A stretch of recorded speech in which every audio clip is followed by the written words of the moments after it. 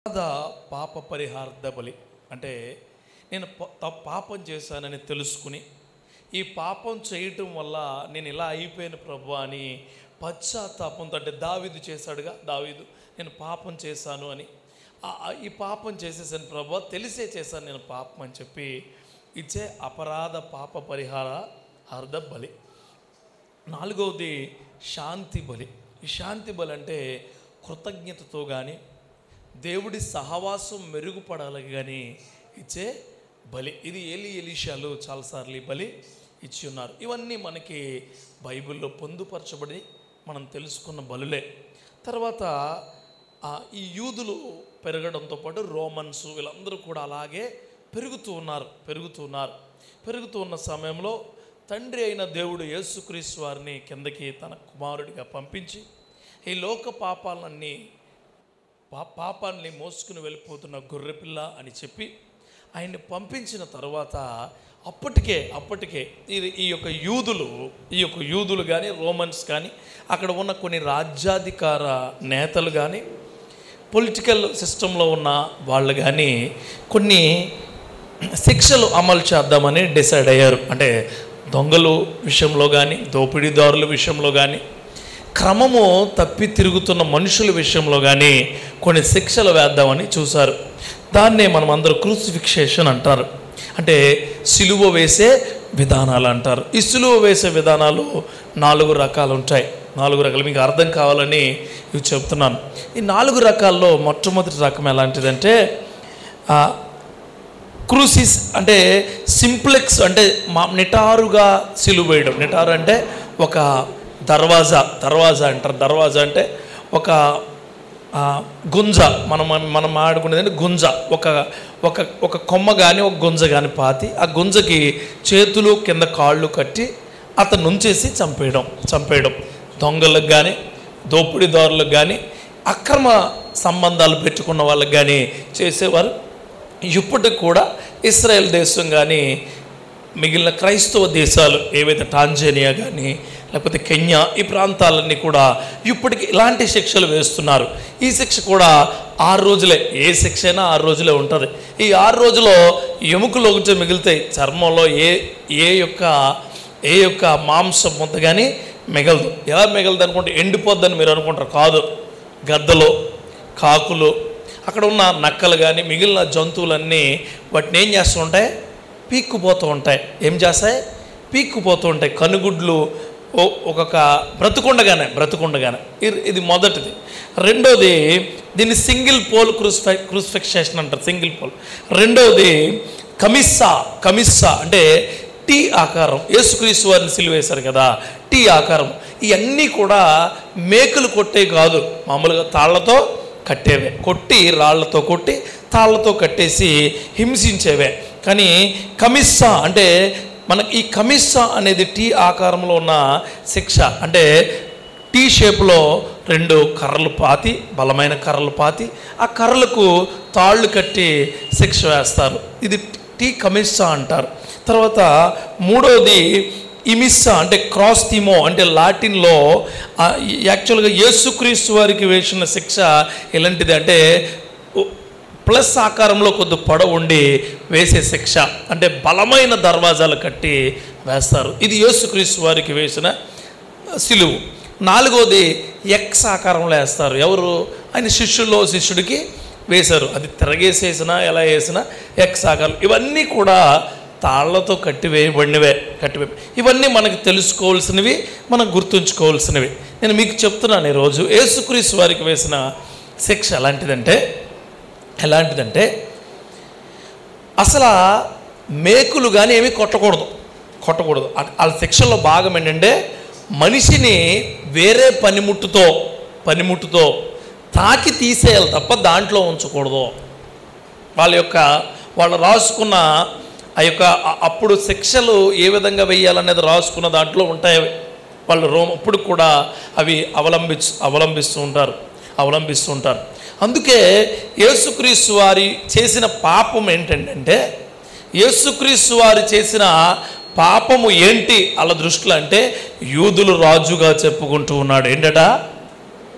మరి రాజు కొడుకు యువరాజు అవడా? అవుతాడు. మన పాపాలన్నీ తీసివేసే వ్యక్తి రాజే, ఎప్పటికీ రాజే. రాజు అంటే ఏంటి? అన్నీ కల్పించేవాడు. రాజు అంటే అన్నీ ఇచ్చేవాడు. ఈ యూదులు రాజుగా అంటే వీళ్ళలో పాపం ఏమి కనిపించకపోయినా కింద నుంచి అంటే పిలాతు దగ్గర నుంచి, హేరోదు దగ్గర నుంచి మరలా పిలాతు దగ్గరికి వెళ్ళి ఈ తప్పులు చేశాడని చెప్పి ప్రూవ్ చేశారు. ఏ తప్పులు చేశారని అక్కడికి పిలాతు అంటాడు, ఏమని? ఇతనిలో నాకేమీ తప్పు కూడా కనపట్టలేదు అంటాడు. కనపడే ముందు శిష్యులతో మాట్లాడతాడు, ప్రార్థన చేయమంటారు. వాళ్ళు ప్రార్థన చేయరు, ఒంటరుడు అయిపోతాడు. తర్వాత ఇంకొకడు వచ్చి శిష్యుల్లోనే అంటే ఎవరు అంటారు? ముసుగు దొంగ అంటారు కదా మన ఇంట్లో. ముసుగు దొంగ ఎవరు? ఇంట్లో ఉన్న దొంగ. ఎవడో కూడా కానీ కనిపెట్టలేడు. అలాంటి దొంగ వచ్చి కప్పటం ముద్దు పెట్టి ఈయన అని చెప్పి అమ్మేస్తాడు. అమ్మేస్తే ఈ లోపల పేతురు కోపం వచ్చి కత్తి తీసి ఆ రోమా సైనికుడి యొక్క చెవిని తెగ నరుకుతాడు. మరలా ఈయన స్వస్థపరిచి సరైన టైం అయిపోయింది, నేను మీతో వచ్చేస్తున్నాను అనగానే ఇదంతా తెల్లవారుజాములో జరిగేది. తెల్లవారుజాములో రాత్రి అంతా వేదన పడ్డాడు. రాత్రి అంతా ఈయన పట్టుకోవడంతో సరిపోయింది. నిద్ర లేదు. పార్ట్లుగా అంటే ఎలాగంటే యేసుక్రీస్తు వారిని పార్ట్లుగా అంటే నువ్వు 2 గంటలు ఉంటే నేను 2 గంటలు ఉంటానని మనం పంచుకుంటాం కదా చిన్న వాటిల్లో విషయాల్లో. అలాగా పార్ట్లుగా ప్లాన్ చేసుకుని జనాలందరినీ పోగేసి ఆ యొక్క కపాల స్థలముకు వెళ్ళబడే దారిలోంచి ఆయన తీసుకొస్తున్నారు. రాజులు వెళ్ళడానికి ఒక దారి ఉంటుంది, ప్రజలు వెళ్ళడానికి ఒక దారి ఉంటుంది, ప్రత్యేకించి శిక్ష వేసేవాళ్ళు వెళ్ళడానికి ఒక దారి ఉంటుంది. ఆ కాలంలో ఆ దారి గుండా వస్తుంటే జనాలందరూ చుట్టూ ఉండి అరుస్తూ ఉన్నారు. ఏమని? సిలువేయండి. అప్పటికి ఇంకా సిలువ ఈయనకి ఇంకేమీ అవ్వలేదు. ఈయన సిలువేయాలంటే ఇలాంటి వ్యక్తి ఒక వ్యక్తిని ఏం చేయాలి? విడుదల చేయాలి. వాడి పేరేంటి? బరబ్బును విడుదల చేయండి, వీడిని సిలువేయండి. ఎవరంటే కుష్టు వ్యాధిలో బాగుపడిన మనుషులు ఉన్నారు అక్కడ. ఇబ్బందికరమైన స్థితిని గొప్పగా మార్చుకున్న మనుషులు ఉన్నారు అక్కడ. అంటే ఈయన చేత మేలు పొందిన ప్రతి ఒక్కరూ కూడా అరుస్తున్నారు అందరితో కలిసి. ఏమని? సిలువేయండి. ఇది కూడా ఎక్కడ జరిగింది? యెరూషలేము వీధుల్లోనే. ఇది ఎక్కడ జరిగింది? యెరూషలేము అంటే ఆయన పుట్టి పెరిగిన ప్రాంతంలోనే జరిగింది. జరుగుతూ ఇలా కపాల స్థలం అంటే గొల్గోతా అనే కొండ అంటే ఏంటది? స్కల్స్ అంటే మనకు లోపల ఉండే ఏదైతే పుర్రులు ఉంటాయో పుర్రులు ఉంచబడిన స్థలానికి ఇన్ని పైకి తీసుకుని వెళ్తారు. తీసుకెళ్ళి అక్కడ బట్టలు తీసేస్తారు, చీట్లు వేసుకుంటారు, ఇన్సిలు వేసేస్తారు. అప్పుడు ఇద్దరు అటు ఇటు దొంగ ఉంటారు. ఆ దొంగల్లో ఓ దొంగ అంటాడు, ఏమైనా నన్ను క్షమించు, నీతో పాటు నేను వస్తాను, ఒకసారి గుర్తు చేసుకుంటే సరే నువ్వు నాతో పాటు వచ్చుగానని చెప్పి వెళ్తాడు. వెళ్ళే ముందు ఒక 7 మాటలు మీరు చదువుకున్నారు కదా, 7 మాటలు మాట్లాడారా? 7 మాటల్లో 3 మాటలు ఆయన చుట్టూ ఉన్నవారి కోసం మాట్లాడితే 4 మాటలు ఆయన కోసమే మాట్లాడతాడు. 3 మాటల్లో మొట్టమొదటి మాట క్షమించు అనే మాట మాట్లాడతాడు. 2వ మాట నీకు రక్షణ ఉంది అని మాట్లాడతాడు. 3వ మాట అంటాడు నీకు ప్రేమనిస్తాను అని చెప్తాడు. ఈ 3 మాటలు క్షమించు అనే మాట ఇన్ని రాళ్లతో కొట్టినోళ్ళతో మాట్లాడతాడు. ఉమ్ములేసినోళ్ళు కోసం దేవుడితో మాట్లాడతాడు. రెండో మాట ఎవరైతే ఈయనతో సరి సమానంగా శిక్ష అనుభవిస్తున్నాడో అతను కొరకు దేవుడిని అడుగుతాడు. ఏమని? నువ్వు నాతో పాటు ఖచ్చితంగా ఎక్కడికి వస్తావు? పైకి వస్తావు. 3వ మాట వాళ్ళ తల్లి, కుమిలిపోయి ఏడుస్తున్న తల్లి, ఈయన విడవక బాధపడుతున్న స్నేహితుడు, ఇద్దరు. ఓ పక్క యాహాను గారు ఉంటే ఇంకో పక్క ఎవరుంటారు? తల్లి ఉంటుంది. తల్లి అంటాడు ఇదిగో నీ కొడుకు, ఈయనతో అంటాడు ఇదిగో నీ తల్లి. అక్కడికి అప్పగించేశాడు. అప్పగింతలన్నీ అన్ని పనులు అయిపోయిన తర్వాత ఈయన మాట్లాడతాడు, నా చెయ్యి ఎందుకు వదిలేస్తావు అని గట్టిగా అడుగుతాడు దేవుణ్ణి, బిగ్గరగా కేకేసి, నా చెయ్యి ఎందుకు వదిలేస్తావు, నా చెయ్యి నువ్వు ఎందుకు వదిలేస్తావు అని అడుగుతాడు. అడిగేసిన తర్వాత ఆయన అంటాడు నాకు చాలా ఇబ్బందిగా ఉంది. ఏమంటాడు? 5వ మాట ఏంటి? 4వ మాట నన్ను ఎందుకు వదిలిపెట్టేసావు అని అడుగుతాడు. నన్ను ఎందుకు వదిలిపెట్టేసావు అథారిటీగా అడుగుతాడు. 5వ మాట ఏంటి?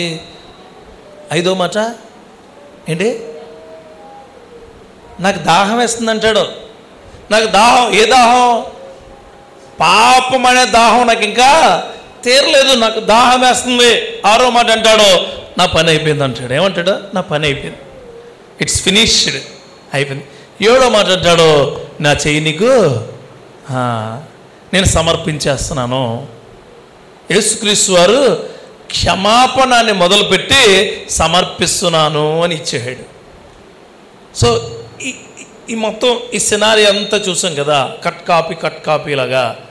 నేను మీకు చెప్పేది ఏంటంటే, నువ్వు ఒక విజిటర్ లాగా మళ్ళీ చెప్తున్నాను, నువ్వు ఒక విజిటర్ లాగా, అంటే అది చూడడానికి వెళ్ళేవాళ్ళలాగా కల్వరి దగ్గరికి వెళ్ళి చూసి నువ్వేం నేర్చుకున్నావు అని అడిగితే ఆ మాటలే చెప్తాను నేను.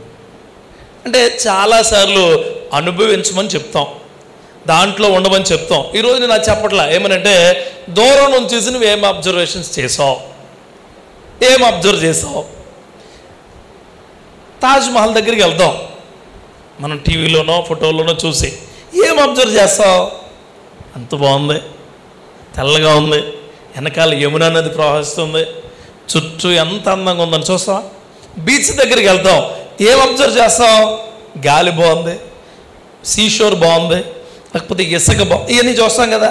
అలా ఈరోజు నేను మీకు కల్వరిలో అంటే గెత్సెమనే తోట నుంచి గొల్గోతా కొండ వరకు నడిచిన నడక చూసాం, చుట్టూ ఉన్న ప్రజల్ని చూసాం. అంటే అందరినీ చూసి నీ పరిశీలనలు ఏంటంటే, కొంతమంది కనపడ్డారు నాకు, కొంతమంది. ఎందుకు చెప్తున్నానంటే, ఇది నువ్వు పెళ్ళికి వెళ్తావు, లేకపోతే ఏదో కార్యక్రమానికి వెళ్తావు, ఫస్ట్ నుంచి లాస్ట్ వరకు నీకు గుర్తుంటుందా? గుర్తుండదు. ఏం గుర్తుంటాయి నీకు? దాంట్లో ఎంత ఇంపార్టెంట్ ఏవైతే ఉంటాయో అవే గుర్తుంటాయి. ఇంపార్టెంట్ ఎలా అంటే, వెళ్ళగానే మంచి గాలేసి సెంటు కొట్టేవారు ఇంతకుముందు తెలుసా? పెళ్ళిళ్ళకి వెళ్ళగానే పెద్ద తిరుగుతూ ఉంటే దాంట్లో సెంటు వచ్చేది, చాలా సరదాగా ఉండేది, చాలా సరదాగా.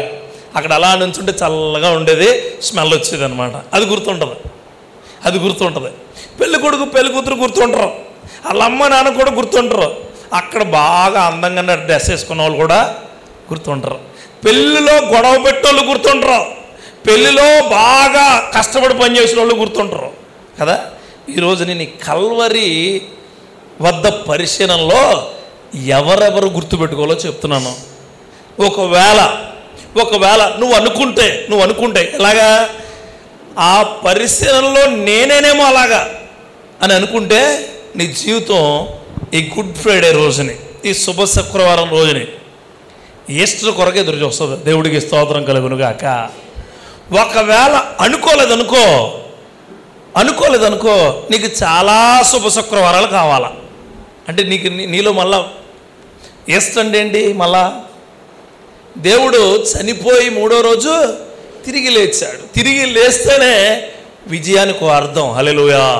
నిజంగా చనిపోయి ఉంటే అర్థమేమీ లేదు. అందుకే ఈ మాటల్లో నలుగురు ఐదుగురు సిచ్యువేషన్ చూద్దాం. అది లోకాసు వార్తలో 23వ అధ్యాయము 33-34 వచనాలు చూద్దాం. వారు కపాలమనబడిన స్థలమునకు వచ్చినప్పుడు అక్కడ కుడివైపు ఒకరిని, ఎడమవైపు ఒకరిని, ఆ నేరస్తులను ఆయనతో కూడా సిలువ వేసిరి. యేసు గనుక వీరిని క్షమించమని చెప్పెను. వారు ఆయన వస్త్రములను పంచుకున్నట్టుగా చీట్లు వేసిరి. ఇక్కడ అటు ఇటు దొంగలని చెప్పట్లా. ఏమంటున్నాడు?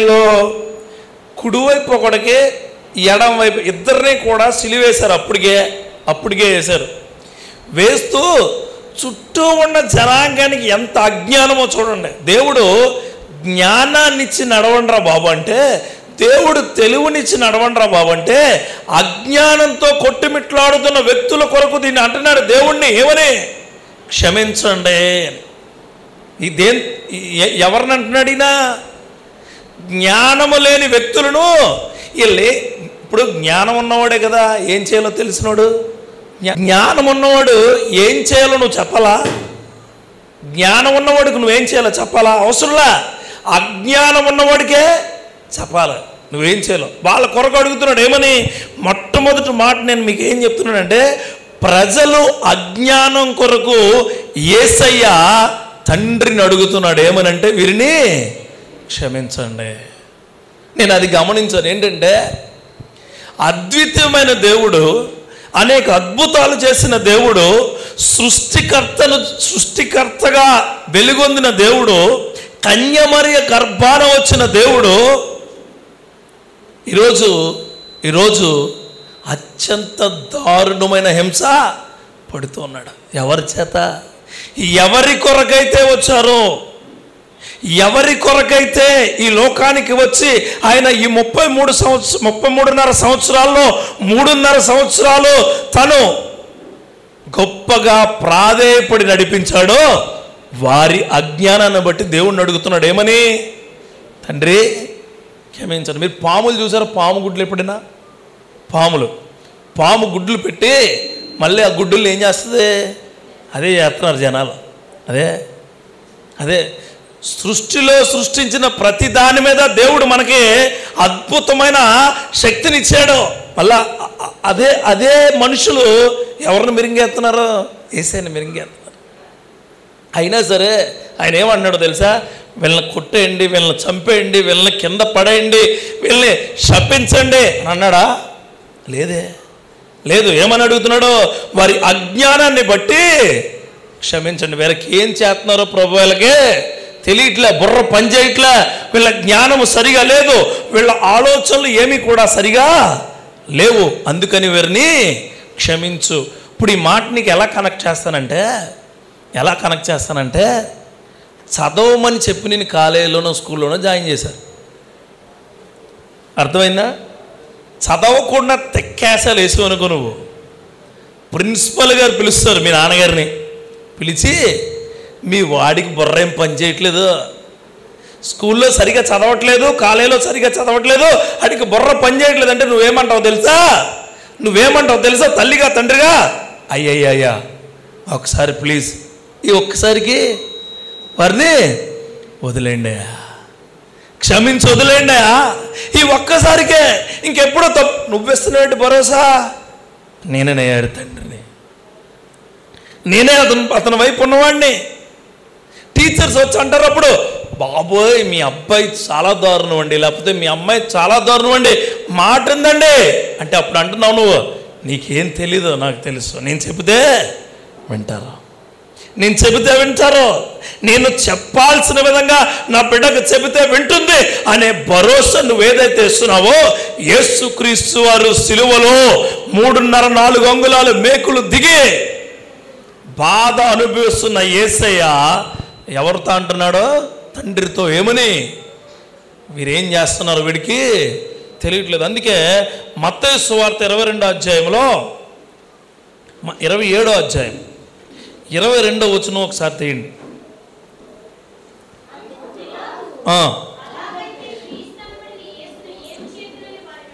సిలువ వేయమని అందరూ చెప్పారు. తర్వాత అంటాడు, అధిపతి ఎందుకు ఇతను ఏ దుష్కార్యము చేసిన అడుగుగా సిలువ వేయమని మరీ ఎక్కువగా కేకలు వేసిరి. పిలాతు అల్లరి ఎక్కువ అవుతున్నదే కానీ తన వల్ల ప్రయోజనమేమీ లేదని గ్రహించి నీళ్లు తీసుకుని జనసమూహం ఎదుట చేతుల్లో కడుక్కుని, ఈ నీతిమంతుని రక్తం గూర్చి నేను నిరాపరాధిని, మీరే చూసుకోండి చెప్పాను. అసలు జ్ఞానం ఉన్నవాళ్ళు అయితే తల్లి కానీ తండ్రి కానీ ఒక బిడ్డను కొడుతున్నప్పుడు, తల్లి గట్టి కొట్టేస్తుంది అనుకో, తండ్రి అడుగుతాడు, ఎందుకు కొడుతున్నావు అని అడుగుతాడు. చెప్పుద్ది ఆవిడ ఇది చేశాడని, కారణం ఏం లేదనుకో ఇంకా చెత్తకూడదు. కారణం లేకపోతే మొన్న నమ్మరు మీరు, ఓ తల్లి 3 పిల్లలు చంపేసింది, 3 పిల్లల్ని చంపేసి అజ్ఞానం, ఏం చేయాలో తెలియని క్రియ, ఏమి తెలియాలో తెలియని అజ్ఞానం కమ్ముకుని ఎవరిని చంపేసింది? 3 పిల్లలు. ఎందుకు చంపేసింది తెలుసా? ఏ జ్ఞానమైతే వచ్చి ఆ బిడ్డలు వచ్చారో, ఏ జ్ఞానముతో ఆ బిడ్డలను పెంచాలో రహదారి తెలియక ఆవిడ వెళ్తున్న దారి తప్పిపోయి పిల్లలు చంపేసింది. అదే జరుగుతుంది యేసుక్రీస్తు గారు. అదే ఎందుకు అంటే సిలువేయండి. ఏం చేశాడో సిలువేయండి. ఏమైంది? సిలువేయండి అంతే. వాళ్ళ దగ్గర ఒక మాట ఏంటి? ఒకటే మాట, సిలువేయండి. ఆ జ్ఞానం తప్ప ఇంకేది లేదు వారికి. అదే జ్ఞానం ఉంది. ఏ జ్ఞానం? సిలువ వేయండి, సిలువ వేయండి, సిలువ వేయండి. ఒకటే జ్ఞానం వాళ్ళకి. అందుకే కరెక్ట్గా అబ్జర్వ్ చేస్తే నువ్వు ప్రజలందరూ ఏకరీతిగా బుర్రలో ఫిక్స్ అయిపోయారు. ఏంటి? సిలువ వేయండి. యేసుక్రీస్తు వారికి తప్పలేదు. ఏంటది? యేసుక్రీస్తు వారికి తప్పలేదు. సిలువ వేయండి అని తప్పు లేకపోయినా, యేసుక్రీస్తు వారికి తప్పలేదు పాపం లేకపోయినా సిలువ వేయండి అనే మాట యేసుక్రీస్తు వారికి తప్పలేదు. ఏ దుష్కార్యము లేదు ఈయన దగ్గరని పిలాతు ఎవరైతే అధికార తీర్పిస్తాడో ఆయన తీర్పు నాకేం కనపట్టలేదని చెప్పాడు. జడ్జి గారే చెప్పారు. ఏమని? ఇతను చాలా మంచోడు. మంచోడు అంటే వీళ్ళందరూ అంటున్నారు, కూర్చున్న వాళ్ళందరూ ఏమని? వేసేయండి సిలువ, అంతే, సిలువ వేసేయండి. ఎంత అజ్ఞానం అండి, ఎంత అజ్ఞానం.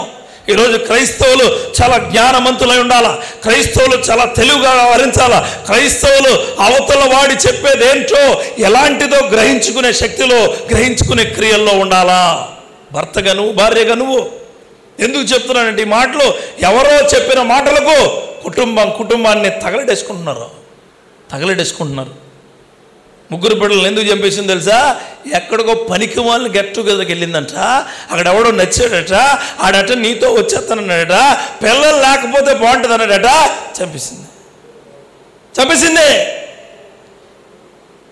చంపేసింది. నేను ఇలాంటి దౌర్భాగ్యమైన క్రియలు అప్పుడు అనుకుంటారేమో, ఇప్పుడు కూడా మన చుట్టుపక్కలే, మన ఊర్లోనే, మన మండలంలోనే, కుదిరితే నీ ఇంట్లోనే జరుగుతున్నాయి. జాగ్రత్త. వీరేమి చేయుచున్నారు? వీరికి తెలియట్లేదు. ప్రభువా నువ్వు క్షమించు. జ్ఞానమే అజ్ఞానుల వలె కాక జ్ఞానుల వలె నడుచుకునే శక్తిని మీరు వారికి దయచేయి ప్రభు అని మొక్కుకుని అడగాల. మనం కల్వరి అదే కనిపిస్తుంది మనకి. కల్వరి మనకు కనిపించేది అదే. ఆ కల్వరి గిరి మనకు చెప్పేది ఏంటంటే, బాబు జ్ఞానంగా బ్రతకండాయా అని చెబుతుంది.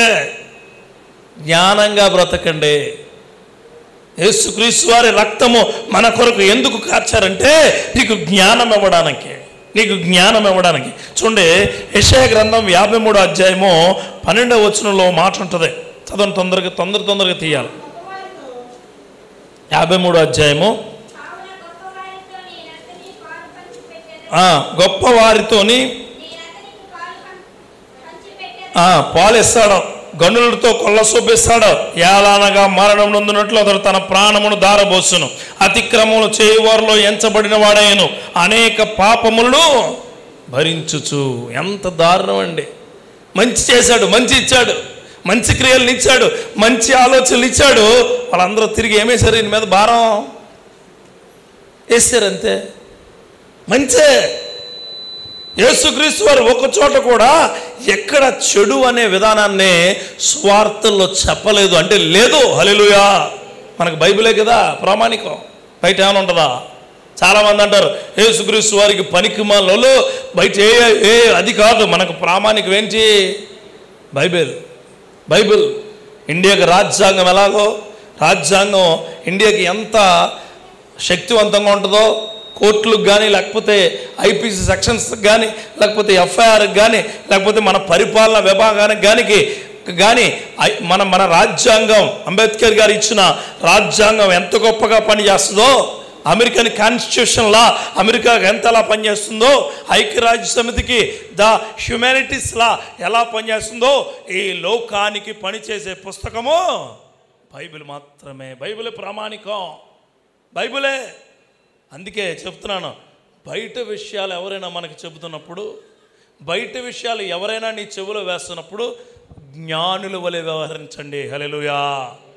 క్రైస్తవం చాలా సిలువేయండి అని అరిచిన జనాలకి నువ్వు మాట చెప్పడేంటో తెలుసా? ఎవడైనా నన్ను వెంబడాలంటే వాడి సిలువ వాడు ఎత్తుకుని మర్చిపోయారు. అలా దే ఫర్గెటెడ్, అది మర్చిపోయారు. అందుకే సంఘానికి కానీ దేవుడి క్రియల్లో కానీ నువ్వు ఉన్నప్పుడు ఖచ్చితంగా నువ్వు చేయాల్సిన మాట, ప్రభువా నా సిలువని నేను ఎత్తుకుని వస్తున్నప్పుడు నాకు జ్ఞానాన్ని నాకు దయచేయి. మొట్టమొదటిగా నాకు దేవుడి క్రియలతో అనిపించింది ఏంటంటే ఆ కల్వరిలో ఆ ప్రజలందరూ జ్ఞానుల వలె ఉన్నారా? లేరు. పిలాతు అర్ధజ్ఞానంలో ఉన్నాడు. ఎలాగా? అర్ధజ్ఞానంలో. పాపం పిలాతుకి ఏం చేయాలో తెలియక ఆ వాటర్ తెప్పించుకుని చేతులు కడుక్కుని అయ్యి బాబోయ్ ఈ పాపం నాకు అంటుకోకూడదు. పిలాతు చాలామందికి శిక్షలు వేసాడు అంతకుముందే. ఆ ఇద్దరు దొంగలకు కూడా ఎవరు వేసి ఉంటారో? పిలాతు వేసి ఉంటాడో. బరబ్బు ఎలా అంటాడో పిలాతుకి తెలుసు. బరబ్బు నుంచి ఎన్నో ఇబ్బందికరమైన హింస, ఎంతో ఇబ్బందికరమైన అనుభవాలు, ఇబ్బందికరమైన వ్యతిరేక అనుభవాలు తెలుసుకున్నాడు పిలాతు. కానీ యేసుక్రీస్తు వారి దగ్గర నుంచి ఒకటి కూడా కనిపించలేదు ఆయనకి. అందుకే ఆయన ఏమన్నాడో? చేయి కడుక్కుని నాకు ఇదేమీ కూడా తెలియదు. అందుకే మత్తయి సువార్త 5వ అధ్యాయంలో 44వ వచనం ఒకసారి చదువుతారా? 5:44.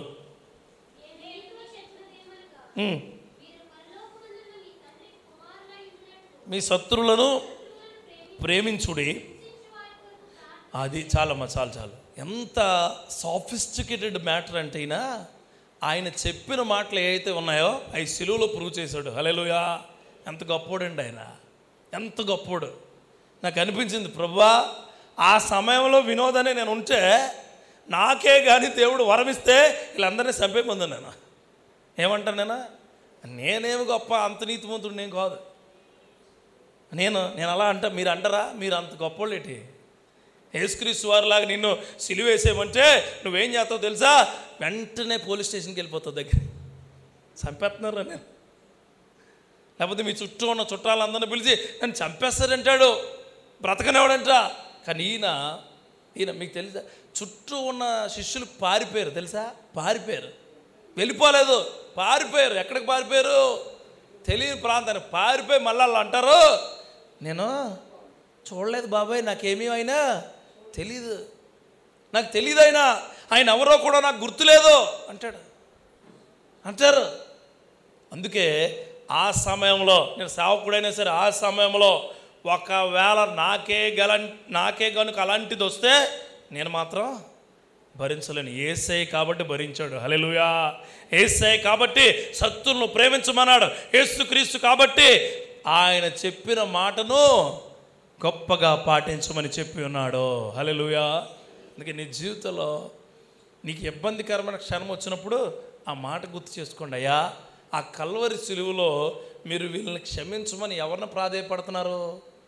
దేవుడిని. ఖచ్చితంగా వాళ్ళకి శిక్ష వస్తుందని యేసుక్రీస్తు వారికి తెలుసు. అందుకే వారిని క్షమించమని వీరి తరపున దేవుడికి మనవి చేస్తున్నాడు, అయ్యా వీరిని క్షమించు. ఇది ఒక లెక్క, చుట్టూ ఉన్న జనాగా. తర్వాత ఇంకొకడు ఉంటాడు పక్కనే, ఓ దొంగ. అని అంటాడు, అరే బాబు నువ్వు చాలా గొప్పోడు అని నీ ఫీలింగ్ ఏమో. నీ ఫీలింగు అంతకన్నా ముందు ఒకరి కోసం మాట్లాడదాం. అంతకన్నా ముందు చాలా కామెడీ చేస్తారు. ఏంటో తెలుసా? అరే రాజంట రక్షించుకుంటాడంట, గొప్పవాడంట, తెలుసా మీకు అంటాడు. చూడండి ఒకసారి మాటలు చదువు. 35వ వచనంలో, 35వ వచనం. ప్రజలు నిలువబడి చూచుచుండిరి, అధికారులు వీడు ఇతరులను రక్షించును, వీడు దేవుడు ఏర్పరచుకున్న క్రీస్తు అయిన ఎడల తను తాను రక్షించుకునని అపహసించిరి.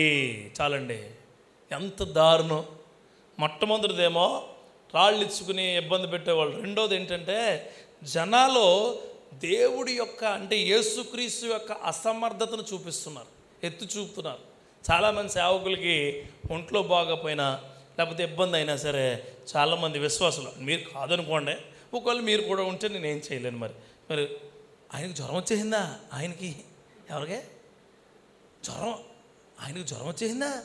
వాంతులు కూడా వచ్చేస్తున్నాయి ఏంటి సేవకుడికి? రావా? ఎందుకు రావు? అన్నీ వస్తాయి. యేసుక్రీస్తు వారికే నొప్పి ఉంది, యేసుక్రీస్తు వారికే దెబ్బలు తగిలాయి, యేసుక్రీస్తు వారికే బ్లడ్ వచ్చింది, యేసుక్రీస్తు వారే నాకు దాహం బాబోయ్, నాకు దాహం. యేసుక్రీస్తు వారి దెబ్బలు కొడుతున్నప్పుడు అరిచుంటాడు, ఆయన ప్రాధేయపడి ఉంటాడు. ఆ దెబ్బల బాధకు ఆయన నొప్పిని భరించలేకపోయి ఉంటాడో. వీళ్ళు సెటైరికల్గా అంటున్నారు, ఏమనంటే అరే దేవుడు యేసయ్య ఇదిగో ఇతనట వీడు రక్షించుకోలేడు, కానీ వీడట జనాల్నే రక్షిస్తాడట. అయ్యగారు చనిపోరుగా మొన్న ఒక ఆయన, పెద్ద ఆయన కూడా దేవుడే ఉంటే పడిపోయి చచ్చిపోతాడా? చచ్చిపోతాడు. ఎందుకు చచ్చిపోడు? చనిపోతాడు. దేవుడే ఉంటే, దేవుడు ఉన్నాడు లేడో అన్నదే నువ్వు పైకి వెళ్ళాక తెలుస్తుంది. దేవుడికి స్తోత్రం కలుగును గాక. పైకి పరలోక దర్శనంకి వెళ్ళాక అప్పుడు ఆ దర్శనంలో కుడిపార్శ్వ ఆసీనుడై ఉన్న వ్యక్తిని చూసి దేవుడు ఉన్నాడు రోయ్, దేవుడు ఉన్నాడు అని. ఇదే ప్రజలు, అదే అధికారులు. మీరు అనుకుంటున్నారేమో ఇలా అందరూనే క్రైస్తవులు కాదేమో అని అనుకుంటున్నారు కదా. ఎవరో తెలుసాలో? అది క్రైస్తవులు. ఆయన సిలువ వేసిన ప్రతి ఒక్క వ్యక్తి ధర్మశాస్త్రాన్ని, దేవుడిచ్చిన శాస్త్రాన్ని పుణికి పుచ్చుకొని పుక్కిలించి మింగేసిన వాళ్ళు వాళ్ళే. పిలాతు కానీ, హేరోదు కానీ, లేకపోతే మిగిలిన వాళ్ళు వ్యక్తులందరూ కూడా అలాంటివారే. చూడండి, ఇక్కడ మత్తయి సువార్త 27వ అధ్యాయంలో బాగా రాస్తాడు ఆయన పర్స్పెక్టివ్ని చాలా నీట్గా ఎక్స్ప్లెయిన్ చేస్తాడు. 27వ అధ్యాయంలో చివరి వచనాల్లో ఉంటుంది అనుకుంటా. చివరి అంటే 29-30 చదవండి ఒకసారి. 27వ అధ్యాయము 29 చదవమ్మా. అల్లి ఆయన ఎదుట మోకాళ్ళుని, యూదుల రాజా నీకు శుభమని ఆయన అపహసించి ఆయన మీద ఉమ్మి వేసి ఆ రెల్లు తీసుకుని దానితో ఆయన తల మీద కొట్టిరి. మామూలు ముళ్ళు అనుకుంటున్నారు మీరు, ఆయన మీద పెట్టింది కాదు. ఆయన మీద పెట్టిన ముళ్ళు ఏంటో తెలుసా? ఒక టైప్ ఆఫ్ చెట్టు. ఆ చెట్టు కూడా పచ్చిగా ఉన్నప్పుడే ఉంచాలి. పచ్చిగా మామూలుగా ఉన్నప్పుడు ఉంచితే అది వంగదు. పచ్చిగా అంటే ఈయన కొరకు ఆల్రెడీ ముళ్ళ కిరీటం తయారు చేసి ఉంచారు. అలా ఎప్పుడో తయారు చేసి ఉంచారు కొంతమంది. దానియేలు కోసం సింహాల బోని ఎలా వెతుకుంచారో యేసుక్రీస్తు కోసం కూడా ఆ ముళ్ళ కిరీటాన్ని ముందే తయారు చేసి ఉంచారు. ఎందుకు? రాజు కిరీటం పెట్టాలి. ఎవడో ఒకడు కెలుకుంటాడు ఏమని, రాజు కిరీటం పెట్టాలి. రే ఏ కిరీటం పెట్టాలి? ముళ్ళ కిరీటం. ఆ ముళ్ళు ఈ ముళ్ళు సరిపోతారు. ఆ బేభత్సమైన ముళ్ళ కంపౌండ్ ఉంది నా దగ్గర. చాలామంది సేవకులు కానీ బయటికి వెళ్ళినప్పుడట పొద్దుట చెప్పాడు తమ్ముడు, ఆ ముళ్ళు పట్టుకుందామని చూస్తారట. అది గుచ్చుకుంటే 15 రోజులు ఉంటుందట జ్వరం, 15 days. ఏ ముళ్ళు మీరు కావాలంటే గూగుల్ చేసి చూడండి. తర్వాత యేసుక్రీస్తు వారికి పెట్టిన ముళ్ళు గుచ్చుకుంటే సెప్టిక్ అయ్యి అప్పుడప్పుడు చేతులు కాళ్ళు కూడా తీసేసిన విధానాలు ఉన్నాయట. అటువంటి ముళ్ళ కిరీటం ఆయన మీద పెట్టి అదిమి కొట్టి ఈడు రాజురా అన్నాడు. ఎవరు? ప్రజలు యూదుల రాజు నీవెక్కడా అన్న ప్రజలు వీడు రాజు అని చెప్పారంటే మనం ఎంత గొప్ప దేవుణ్ణి ప్రేమిస్తున్నాం, ఎంత గొప్ప దేవుణ్ణి సేవిస్తున్నాం, ఎంత గొప్ప దేవుడు మనల్ని కాపాడుతున్నాడో మనం గమనించుకోవాలి. హల్లెలూయా. ఈ లోకంలో ఉన్న దేవుళ్ళు పులులను చంపుతారు, సింహాలను చంపుతారు, తోళ్ళు కప్పుకుంటారు. అంతకీ అవసరమైతే మేకల్ని, గొర్రెల్ని, లేకపోతే వేరే జంతువుల్ని కోసి తీసేస్తారు. వాళ్ళకు దెబ్బ తగులుతుందా? ఒక దెబ్బ కొట్టించుకున్న దేవుడు ఎవరో ఈ లోకంలో లేడు. అనేక దెబ్బలకి తట్టుకుని మన కోసం ప్రాణం వదిలిన దేవుడు ఉన్నాడు. ఆయన నీతిమంతుడైన యేసుక్రీస్తు. హల్లెలూయా. ఆ క్రియలను బట్టి మనం బ్రతకాలండి. ఆ క్రియలను బట్టే ప్రభు ఇది రాస్తున్నప్పుడు నాకు కన్నీళ్ళు వచ్చినాయి. నిజమే ప్రభా, అంత దారుణంగా వెక్కిరించారా నిన్ను, అంత దారుణంగా. అట్లీస్ట్ మేము ఫంక్షన్కి వెళ్ళి ఫంక్షన్ దగ్గర వాళ్ళు కొద్దిగా కళ్ళు చిన్నవి చేసి, కొద్దిగా కళ్ళు పెద్దవి చేసి, కొద్దిగా మూత వంకర పెడితేనే మాకు అవమానంతో అన్నం తినకుండా వచ్చేస్తున్నామే. రోడ్డు మీద ఎవరో మనకు కనిపించి కొద్దిగా తేరగా చూసి మరలా తేరగా చూస్తే మాకు నిద్ర పట్టట్లేదే. ఆ రోడ్ల మీద రాజు అయిన నువ్వు వెళుతూ ఉంటే నేను అంతలా వెక్కిరించారా? వెక్కిరింత పగను తీసుకొస్తుంది, వెక్కిరింత ఇబ్బందిని తీసుకొస్తుంది, వెక్కిరింత హత్యను తీసుకొస్తుంది. కానీ ఈ వెక్కిరింత క్షమాపణ తీసుకొచ్చింది. హల్లెలూయా. యేసుక్రీస్తు వారిని వెక్కిరించిన ప్రతి ఒక్కరూ క్షమాపణ కలిగిన హృదయాన్ని తీసుకుంటారు. హల్లెలూయా. మొన్న ఒక ఆయన సావుకుడు చెబుతున్నాడు, జైల్లోకి తీసుకెళ్ళి చెత్త కొట్టేసి బూతులన్నీ తిట్టి దారుణంగా అన్నాడట. ఆయన ఏమన్నాడో తెలుసా? ఆయన ఎలా మాట్లాడినా మనకు అనవసరం. బైబిల్ ఏం చెప్తుందో తెలుసా? నువ్వు ఆయన నిమిత్తం హింసించబడితే గొప్పోడువే. హల్లెలూయా. గొప్పోడువే. గొప్ప నోళ్ళు మూయించే జ్ఞానం దేవుడు నీకు ఇస్తాడు. హల్లెలూయా. అసమర్థుడిగా నిలిచిపోక. యేసయ్య నిలబడిపోయాడు జనుల మధ్యన అసమర్థుడుగా. ఎందుకో తెలుసా? నిన్ను సమర్థుడిగా నిలబెట్టాలని. హల్లెలూయా. ఈ లోకంలో ప్రతి క్రియల్లోనూ సమర్థుడిగా నిలబెట్టే కృప దేవుడు నీకు ఇస్తాడో. నిలబడో, శక్తివంతంగా ఉండి మాట్లాడో. అదే లోకాసు వార్త 32వ వచనంలో కొద్ది ముందుకు వెళ్దాం చూడండి. 32వ వచనం కొద్ది ముందుకు వెళ్తే 3వ వచనంకి వెళ్ళండి. 23వ అధ్యాయం 3వ వచనంలో పిలాతు అడుగుతాడు. ఏమని అడుగగా చెప్పాను. పిలాతు అడుగుతాడు ఏమని? నువ్వు యూదుల రాజువా అంటే యేసుక్రీస్తు ఏమంటాడు? నువ్వు ఎలాగంటే అలాగే. తెలుసా యేసుక్రీస్తు వారు ఊతపదం ఏంటో తెలుసా?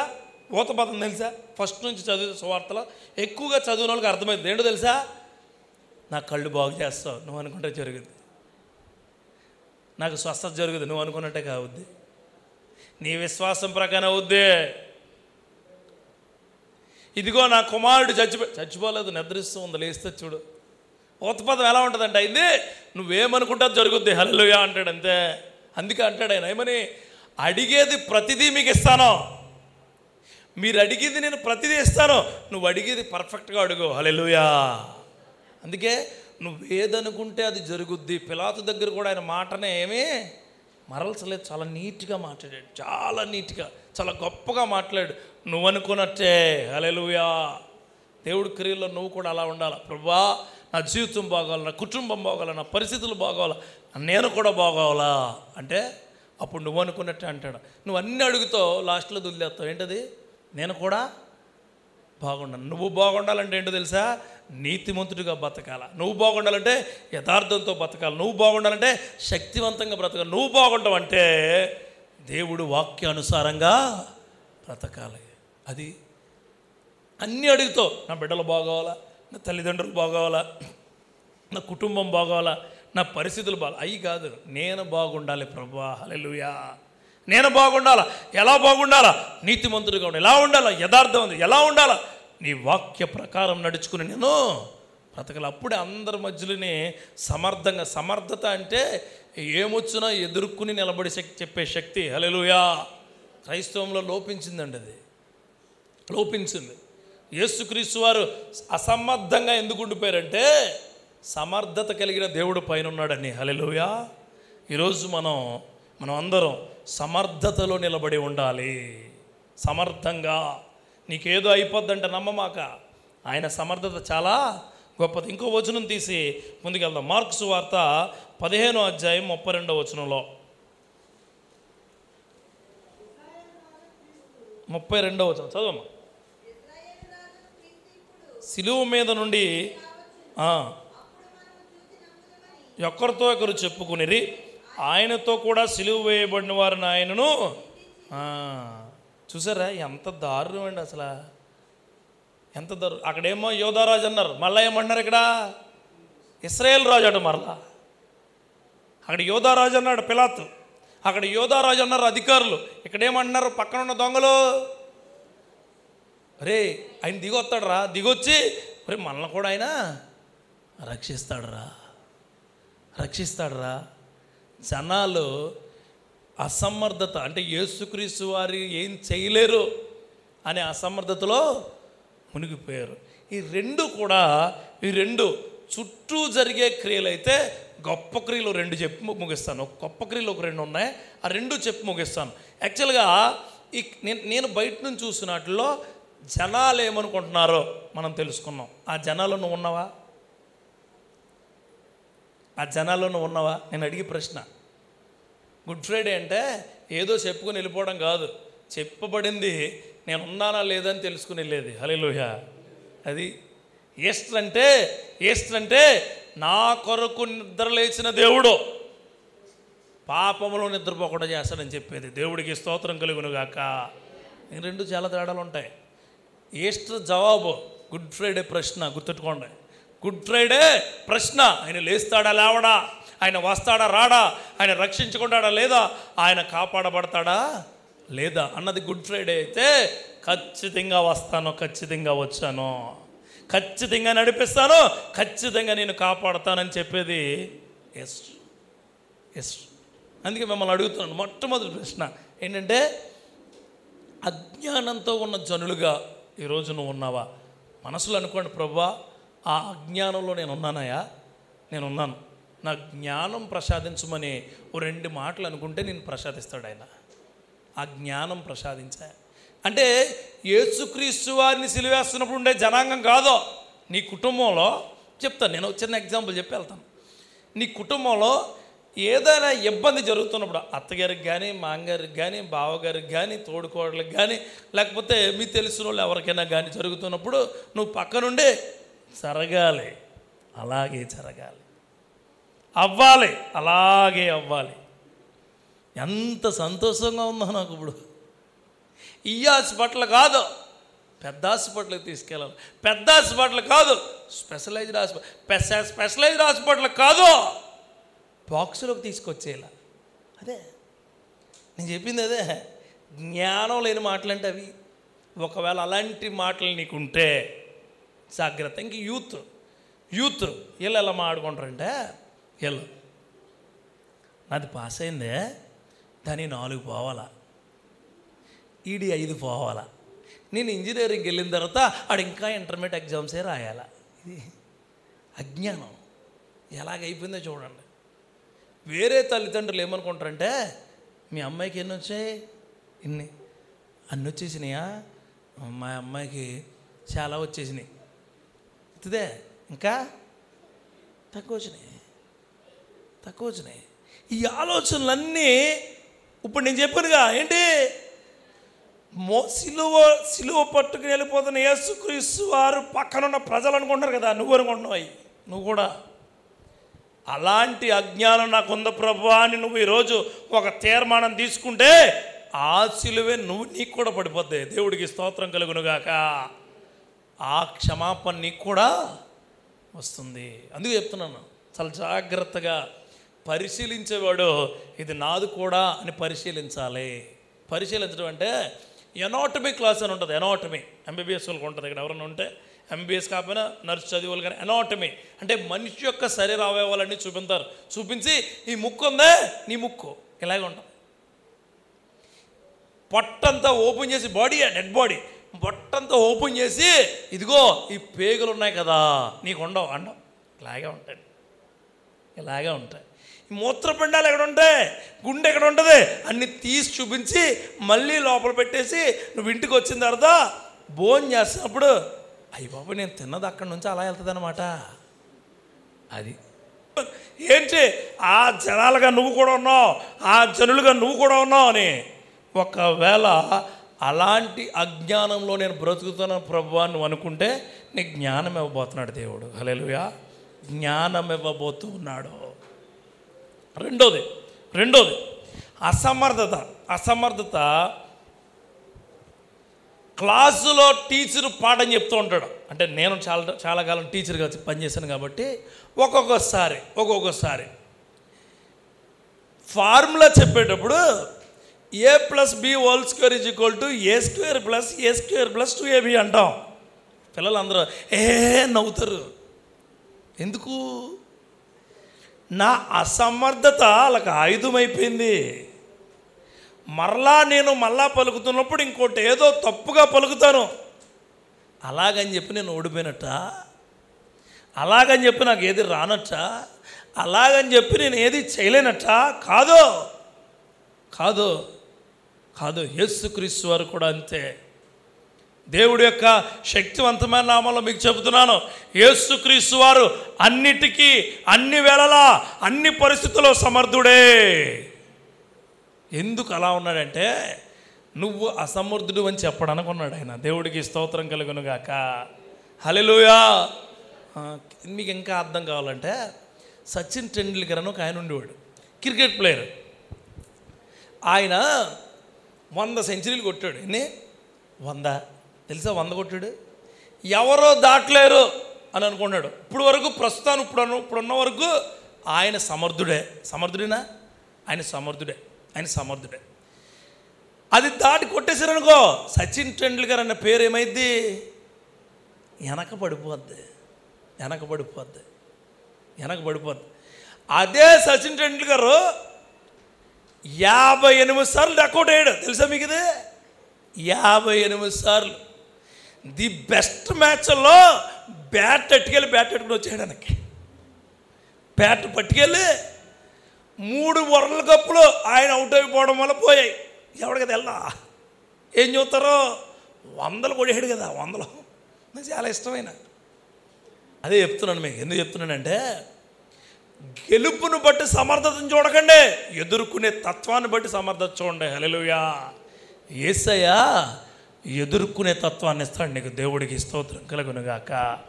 ఎదుర్కొనే తత్వం నీకు ఎందుకు ఇస్తాడంటే ఆయన, ఎదుర్కొనే తత్వాన్ని నీకు ఎందుకు ఇస్తాడంటే ఆయన, ఎలాంటి పరిస్థితుల్లోనైనా నేను నీకు తోడున్నాను అని చెప్పే తత్వాన్ని ఇస్తాడు. దేవుడికి స్తోత్రం.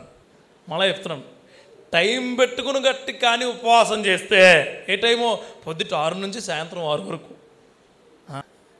టైమును పెట్టుకు చేయకూడదు, దేవుడు టైమింగ్ ఇచ్చి చెయ్యి. దేవుడికి స్తోత్రం కలుగునుగాక. అయ్యా ఈ కాసేపు ఇప్పుడు వరకు నా పని చేసే వరకు నీతో నేను ఏకాగ్రతగా ఉండి ఉపవాసంలో ఉంటాను ప్రభువా అని ఉంటే దేవుడు ఆ కార్యాన్ని సఫలం చేస్తాడు. దేవుడికి స్తోత్రం కలుగునుగాక. దేవుడు నిష్టగా ఉన్నవాడు నమ్మడం, నిఖార్సుగా ఉన్నవాడు నమ్ముతాడు. దేవుడికి స్తోత్రం. నేను చెబుతా అర్థమైందా? నిష్టగా ఉన్నవాడు దేవుడికి అవసరంలా, నిఖార్సుగా ఉండాలా. ఆమె నిష్టగా ఉన్నవాడు అవసరంలా. నిష్ట అంటే ఏంటి? నిష్ట అంటే చెప్తా, వాసనొద్దు, నా చుట్టూ ఏం పెట్టుకో, నన్ను విసిగించుకో. ఉపవాసం ఉన్నాను కదా, ఉపవాసం. నేను తలంటూ ఏంటిదా తలంటించేసుకుందట నా ఎదుర. బూత్ మాటలు మాట్లాడకండి, బూత్ మాటలు. ఇంకా చెప్తా, నిష్ట ఇంకా చెప్తా. ఉపవాసంలో ఉన్నాను కాబట్టి సరిపోయింది, లేకపోతే చంపేస్తావా నువ్వు. ఎన్ని ఇడ్లీలు? 10. ఉపవాసంలో ఉన్నాను కాబట్టి సరిపోయింది, లేకపోతే అది అంతే. వేసే ఆల్రెడీ లోపల. దీన్ని నిష్ట. చాలామంది ఉంటారు అక్కడ కూర్చుని నవ్వేవాళ్ళు. నిష్ట క్యాండిడేట్లు. నిష్ట అర్థమైందని చెప్పింది అది. ఉమ్ము కూడా మింగకూడదు, చచ్చిపోతావు నువ్వు. ఉమ్ము మింగవా? లాలాజలం ఉమ్ము మింగ. మరి నిష్ట అంటే స్లోగా మాట. కూర ఏం చేస్తావు? గట్టిగా ఉపవాసం కదరా, ఓపిక లేదు, అమ్మో ఓపిక లేదట. నిష్ట అంటే ఉపవాసం అనే కిక్కు నీ బుర్రకి ఎక్కిపోయింది, ముందు అది దిగాల. టిఫిన్ తింటే తినండి, మీరు తినండి, నేను తిన్నా, మీరు తినండి, నేను తిన్నా. నువ్వెన్ని మాట్లాడి రెచ్చుకుంటున్నా నేనేం మాట్లాడినాయా? నువ్వు ఎన్నెన్న మాట్లాడి నేను మాట్లాడను.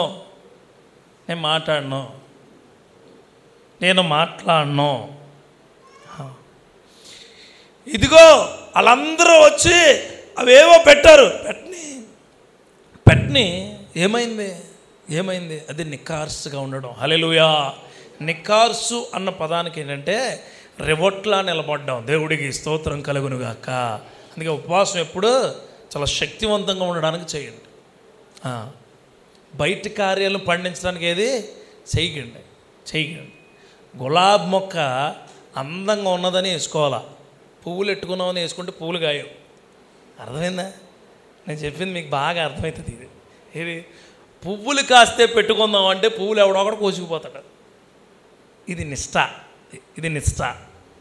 నిఖార్స్ అంటే పూల మొక్క వేసాను అందానికే, ఆడు కూడా అందం కోసమే చూస్తాడు. అర్థమైందా?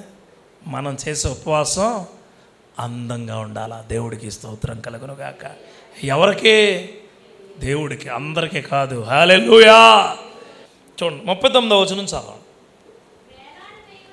వేలాడు వేయబడిన నేరస్తుల్లో ఒకడు ఆయన్ని దూషించు, నువ్వు క్రీస్తువు కదా, నువ్వు రక్షించుకొనుము, మమ్మను కూడా రక్షించుమని చెప్పాను. అయితే రెండో వాడు వాడిని గద్దించి, నీవు అదే శిక్షా విధిలో ఉన్నావు కనుక దేవునికి భయపడవా అని అంటూ కిందకి బాగా కిందకు వస్తే 42వ వచనంలో అంటాడు ఆయన. ఏమంటే, యేసు నీవు నీ రాజ్యంలోకి వచ్చినప్పుడు నన్ను జ్ఞాపకం చేసుకోవా అంటే అందుకు ఆయన అంటాడు వాడితో, నేడు నీవు నాతో కూడా పరదైసులో ఉందవని నిశ్చయంగా నీతో చెప్పుచున్నాను. అంటే ఆ రోజు ఖచ్చితంగా ఆయన ఏమవుతున్నాడు? చనిపోతున్నాడు. ఆ దొంగ కూడా ఆ రోజు చనిపోతున్నాడు. పరదైసు ఉండమంటే భూమి మీద ఉండోసారి వెళ్ళి చూసొద్దాం అంటే కుదరదు. చచ్చిపోతేనే నీతిగా చచ్చిపోతేనే అక్కడికి వెళ్తాం. అర్థమైందా? చాలామందికి రకరకాల కళలు వస్తాయి. నువ్వేం ఆలోచించి అది వచ్చేదే కళ. అదేనా? నువ్వు ఏదైనా ఆలోచిస్తూ పడుకోను అనుకో, పదే పదే నీకు సైకలాజికల్ ఫీలింగ్గా అదే వస్తుంది. అది కళ అంటారు దాన్ని. కళ. స్వప్నం అంటే వేరు. స్వప్నం అంటే జరగబోయేది చూపించే స్వప్నం. దర్శనం అంటే ఉన్నది ఉన్నట్టుగా చూపించి చెప్పేటప్పుడు కూడా ఉన్నది ఉన్నట్టుగానే చెప్తారు. అది దర్శనం. హల్లెలూయా. చాలామందికి తెలియదు. మీద భూ నొక్కేస్తుంది, నా పీకి నొక్కేస్తుంది. నేను నొక్కుద్ది దెయ్యం లేవు నొక్కు. దెయ్యాలకి బోల్డ్ పనులు ఉన్నాయి, నిన్ను నొక్కడానికి రావు. తిట్టుకోండి. There are many works are for there. ఎవరికి? సాతానుగాడికి బోల్డ్ పనులు ఉన్నాయి. ఎవరిని మింగేద్దామో తిరుగుతుంటాడు. నిన్నెందుకు నొక్కుతాడు? పీకాడు. నిద్రపోయేవాడితో పని లేదు అడిగే. గుర్తుపెట్టుకోండి, సాతానుకు నిద్రపోయేవాడితో పని లేదో, మెలుకుని ఉన్నవాడితో పని అడిగి. మేలుకుని ఉన్నవాడితో పని. ఎవడో తెలుసా? మందు తాగేవాడితో పని అడిగి. మందు తాగి రోడ్డు మీద 8 అంకె ఎత్తాడు కదా, ఆడితో పని. ఎవరితో పని అంటే చర్చిలో వాక్యం చెబుతుంటే సెల్ ఫోన్ పైకి కిందకి గెంటుతాడు కదా, ఆడితో పని అడిగి. నీ దగ్గరికి ఎందుకు వస్తాడో? నీ దగ్గరికి వచ్చి నీ గుండెల మీద కూర్చొని గిపుకు అని కొత్తటాడు. ఎవరితో పని? డీజే సౌండ్ పెట్టి గుండెలు ఆపేస్తున్నాడు కదా, ఆడితో పని. ఎవడికి? సాతానుకి. ఖచ్చితంగా చెప్తున్నాను, గుర్తుపెట్టుకోండి. సాతాను గర్జించే సింహాల ఎప్పుడు తిరుగుతాడంటే నిన్ను మింగేద్దామని, చంపేద్దామని, ఆ చంపిన భారం ఇంకొకటి మీద పడేద్దామని. అంతేగాని నువ్వు ప్రశాంతంగా నిద్ర పుచ్చేవాడు ఎవడో తెలుసా? దేవుడు. మళ్ళీ నేను నిద్ర లేపేవాడు ఎవరో? దేవుడు. మధ్యలో సాతానికి ఏం పని అండి? నువ్వు మేలుకుని ఉంటేనే నీతో సాతానికి పని. నువ్వు నిద్రపోతే పనేం లేదో. సాతానుకు నాతో ఎప్పుడు పని? వాకింగ్ చెప్తున్నాడే పని. ఆడితో వీడు ఎలా చెప్తాడో చూద్దామని నిద్రపోయినప్పుడు. అందుకే అంటాడు కీర్తనగాడు, నేను పండుకుని నిద్రపోయి మరలా లేచి వరకు నువ్వే నాకు తోడున్నావు అంటాడు ఆయన కీర్తనగాడు. అందుకే దేవుడి నామాలో చెప్తున్నాను, చాలా జాగ్రత్తగా ఉండాలండి క్రైస్తవులు. దొంగ ఇది అదే చెప్తాడు. దొంగ ఏమో యేసుక్రీస్తు వారిని ఎటకరంగా చూస్తే, దొంగ యేసుక్రీస్తులో ప్రాముఖ్యాన్ని చూస్తాడు. అంటే పర్ఫెక్షన్ చూస్తాడు దేవుడు. దొంగ ఎలాగంటే దొంగ అంటాడు ఏమని? అరే ఆయనకి రక్షించుకుని మనల్ని కూడా రక్షిస్తాడు. ఇంకో దొంగ అంటాడు, రే తప్పురా, మనము అదే శిక్షలో ఉన్నాం. ఏ దొంగ? ముందు ఎటకారం చేసిన దొంగ, తర్వాత ఈయన మాటల విషయంలో తెలుసుకుని అంటున్నాడు, మనం కూడా అదే శిక్షలో ఉన్నారా బాబు, మనం అలాగా అనకూడదు. అరే బాబు, నీ కర్మకు నువ్వు పో, నీ దరిద్రానికి నువ్వు పో, నీ చెత్తకు నువ్వు పో, నేను మాత్రం అయ్యా నీ రాజ్యంలోకి వస్తాను నేను ఖచ్చితంగా. ఏమంటాడు తెలుసా? దొంగ ఏమో అడుగుతాడు చూడండి, క్లియర్గా చదవండి ఒకసారి. దొంగ అడుగుతాడు ఏమో తెలుసా? గుర్తుపెట్టుకో. యేసు నీవు నీ రాజ్యంలోనికి వచ్చినప్పుడు, అంటే దొంగ డిసైడ్ అయిపోయాడు. ఏమని డిసైడ్ అయిపోయాడు? ఖచ్చితంగా నేను అక్కడికి వెళ్తాను అంటే నోట్లో మాట రాకుండానే దొంగ హృదయంలో ఫిక్స్ అయిపోయాడు. ఏమని? దేవుడికి స్తోత్రం కలుగునుగాక. ఏమనంటే అందుకంటాడు, హృదయ శుద్ధి గలవారు ధన్యులో. ఈరోజు నీకు శుభ శుక్రవారంలో ప్రాముఖ్యం కలిగిన మాట దొంగ మనకు చెప్పాడు. ఏంటో తెలుసా? నోటితో వచ్చే మాట కంటే హృదయంలో ఫిక్స్ అయిపోయాను. ఏమని? దేవుడికి స్తోత్రం. ఏమని? నేను ఖచ్చితంగా నీ రాజ్యంలోకి, యేసుక్రీస్తు అంటాడు ఏమని, నీ రాజ్యంలోకి దొంగలకు ఆ రాజ్యంలో ప్రవేశం ఉందా? దోపిడీదారులకు ప్రవేశం ఉందా? పాపాత్ములు లేదో, కానీ నీ రాజ్యంలోకి వచ్చినప్పుడు నన్ను నువ్వు జ్ఞాపకం చేసుకోవా. ఆ జనాంగంలో నేను ఖచ్చితంగా ఉంటాను. జ్ఞాపకం అంటే యేసుక్రీస్తు వారి ప్రాముఖ్యతను దొంగ గుర్తించాడు. మన జీవితంలో, మన కుటుంబాల్లో, మన క్రియల్లో కూడా నీ ప్రాముఖ్యత యేసుక్రీస్తు వారు గుర్తించే కృప దేవుడు నీకు దయచేయునుగాక. చాలా శక్తివంతంగా ఉండాలి మనం. అదే చెప్పాను ఇందాక, ఏమని? నిష్ట కాదు, నికార్సుగా ఉండాలి. అది you are not a traditional Christian, you are the following Christian. Hallelujah. నువ్వు నువ్వు నువ్వు ఆయన్ని అనుసరించే క్రైస్తవుడివి, పాటించే క్రైస్తవుడివి కాదు. పాటించేవాడు ఆగిపోతాడు, అనుసరించేవాడు సాగిపోతాడు. హల్లెలూయా. ఆ క్రియలు నీకు ఇస్తారు. చూడండి, మత్తయి సువార్త 27వ అధ్యాయంలో 44వ వచనం చదువు తల్లి. 27వ అధ్యాయం 44వ వచనం.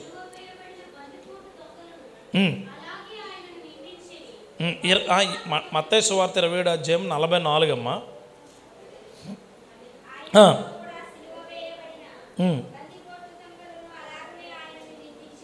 చాలమ్మా చాలు. తర్వాత ఒక్కసారి ఒక ఆహాబు రాజు అని ఉంటాడు. ఎక్కడ ఉంటాడు? 2వ దినాలు 28వ అధ్యాయము 22వ వచనంలో,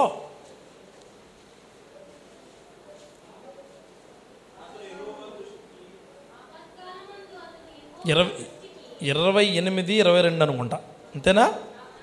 ఒకసారి చదవండి.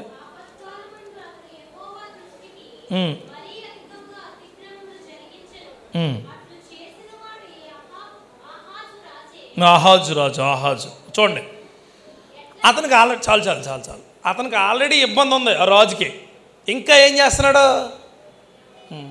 తప్పులో తప్పు అంటారు కదా, ఇదే దొంగ ఇబ్బందుల్లో ఉన్నాడు.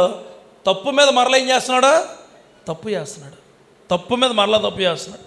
అంటే మీకు ఈ మాట నుంచి నేను మీకు ఒక మాట చెప్తాను. ఎలా అంటే, ఆల్రెడీ ఇబ్బందులు ఉన్నప్పుడు ఇంకా ఇబ్బందికరమైన కార్యాలు చేయమాకండి. ఇబ్బందికరమైన కార్యాలు అంటే, నువ్వు ఇబ్బందులో ఉన్నావు, ఆ ఇబ్బందుల్లో ఉన్నప్పుడు ఇంకో ఇబ్బందిని కొని తెచ్చుకోమాక. ఎలా చెప్తాను ఎగ్జామ్ ఫెయిల్ అయిపోయావు, పిల్లలకి చెప్తాను. ఎగ్జామ్ ఫెయిల్ అయిపోయావు, ఇంటికి వచ్చి అబద్ధం ఆడమాక. అర్థమైంది నేను చెప్పింది? ఎగ్జామ్ ఫెయిల్ అయ్యావు, ఇంటికి వచ్చి బెట్టింగ్ వేసావు. మళ్ళీ చెప్తున్నాను, బెట్టింగ్ వేసావు, మా ఫ్రెండ్కి డబ్బులు ఇచ్చాను అని అబద్ధం ఆడమాకండి. ఆడవారిగా మీరుండి భర్త విషయంలో అబద్ధాలు ఎలా ఉండే చెప్తున్నాను. భర్త విషయంలో కొనుక్కు తెచ్చుకోవడం అంటే, తప్పుని కొనుక్కు తెచ్చుకుని మేదేసుకుని ఊరేగడం అంటే ఏంటో చెప్తాను. రేపు ఎక్కడికి వెళ్ళావు అని అడుగుతారు మీ భర్త. పనికి వెళ్ళాను, ఉత్తిదే సొల్లేస్తున్నావు. ఇప్పుడు డబ్బులేయి అని అడిగారు అనుకోండి, అప్పు తీసుకొచ్చావు, డబ్బులు ఇస్తాం. నేను చెప్పింది అర్థమైందా? అలాంటి ఆలోచనలు తప్పు మీద తప్పుగా నువ్వు వేసుకుంటే నీ శిక్ష మరింత ఎక్కువైపోద్ది. నీ కూడా తెలుసా, భారం మీద భారం వేయడం అపవాదిగడి పని. ప్రతి భారం ఆయన మీద వేసుకోవడం యేసుక్రీస్తు వారి పని. హల్లెలూయా. గుర్తుపెట్టుకోండి, నీ భారం మీద భారం వేస్తే నీ మీద ఫుల్ వెయిట్ వేసి వెళ్ళిపోతాడు. కానీ నీ భారం యేసుక్రీస్తు వారి మీద వేస్తే ఆయన మోసుకెళ్ళిపోతూ నేను వెనకాల మహారాజులా నడిపిస్తాడు. దేవుడికి స్తోత్రం కలుగునుగాక. ఆ దొంగ, ఏ దొంగ? దూషింపబడే దొంగ తన భారాన్ని తన మీద వేసుకుంటూ చచ్చిపోయి ఆయన రాజ్యం కాని రాజ్యంలోకి పోయాడు. ఈ దొంగ అప్పుడు వరకు ఉన్న భారాన్ని ఎవరి మీద వేశారు? యేసయ్య మీద వేసి, యేసయ్యతో పాటుగా ఆయన రాజ్యానికి వస్తాననే హామీని తీసుకున్నాడు. ఈ రోజుని మనమందరం ఏక హృదయంతో అడగాలి. ఏమని? అయ్యా, నీ రాజ్య ప్రవేశం నాకు దయచేయి. మనం దొంగలా అడగలేం. ఏమని? నీలోకి వస్తానని, నీ రాజ్య ప్రవేశం. ఇంకా మనం అపరాధం మోస్తున్న వాళ్ళమే, ఇంకా పాపక్షమాపణ అడగాల్సిన వాళ్ళమే, ఇంకా పాపులమై ఉన్నాం. మనం చివరి క్షణంలో వరకు పాపులమే.